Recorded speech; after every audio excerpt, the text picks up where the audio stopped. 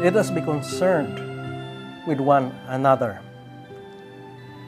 This is a Lenten message of Pope Benedict XVI. According to Pope Benedict XVI, the season of Lent is a time to reflect on the heart of Christian life. He points out that the heart of Christian life is charity. In other words, love. He refers to the love of God, which is expressed in our love for one another.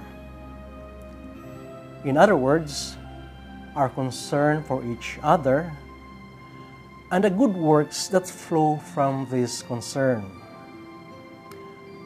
So this is the central message, the central theme of the Pope's Lenten message.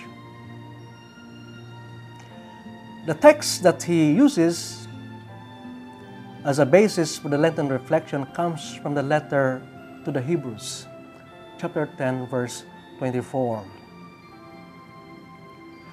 Let us be concerned for each other to steer a response in love and good works. Hebrews 10:24. So what is the meaning and implication for concern for each other? Concern for each other means attentiveness, responsibility towards our brothers and sisters, responsibility for our fellow human beings, for our neighbor. This requires overcoming our isolation and indifference born out of selfishness. The Pope speaks about the spiritual anesthesia which numbs us to the suffering of others. We no longer feel for their suffering, which makes us unconcerned and incapable of showing mercy for others. The Pope identifies what hinders us from caring for others: the possession of material riches and a sense of self-sufficiency, the tendency to put our own interests and problems above all else. He says that we can be so wrapped up in our own affairs and problems that we fail to hear the cry of the poor. Thus, we need to go out of ourselves, to stop being self-centered and inward-looking, and to turn our attention to others. This means regarding others not as strangers or threats, but as brothers and sisters in need that we have to be concerned with and to care for. When we cultivate the way of seeing each other as brothers and sisters, solidarity, justice, mercy, and compassion will well up in our hearts, says the Pope. We learn to look upon others with love and compassion. We recognize our connectedness with others, our communion with them. We become selfless rather than selfish. According to the Pope, to care for others means attentiveness to the integral well-being of others. Integral well-being does not just focus on one aspect, the physical or material, but also the moral and spiritual well-being. He says that concern for others entails deciding what is good for them from every point of view: the physical, moral, and spiritual.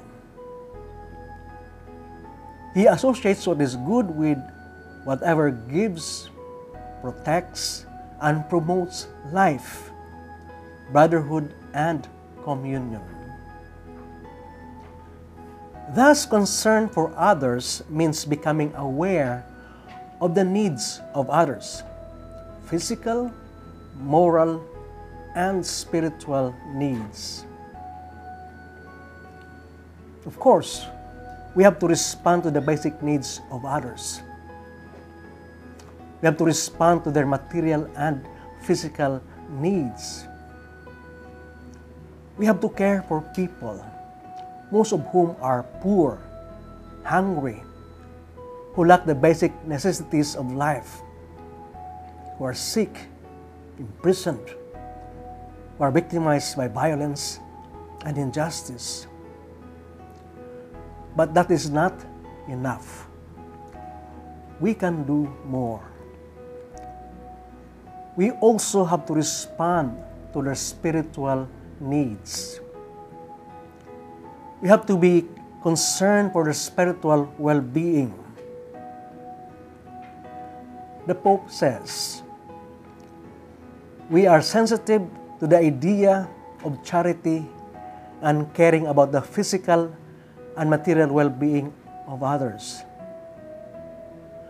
but almost completely silent about our spiritual responsibility towards our brothers and sisters. What does it mean to be concerned for the spiritual well-being of others? The Pope mentions an aspect that has often been forgotten. It is fraternal correction in view of eternal salvation. This requires admonishing a brother or sister who is committing a sin.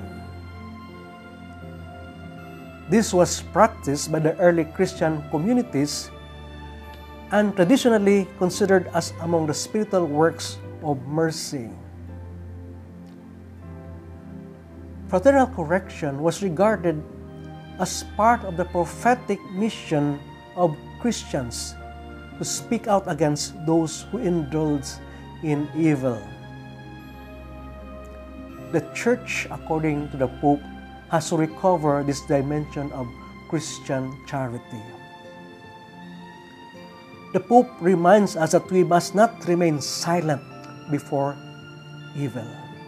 We cannot remain silent before evil. He emphasizes that the admonishment must be motivated by love and mercy rather than recrimination. The denunciation of evil is accompanied by a call to repentance and conversion.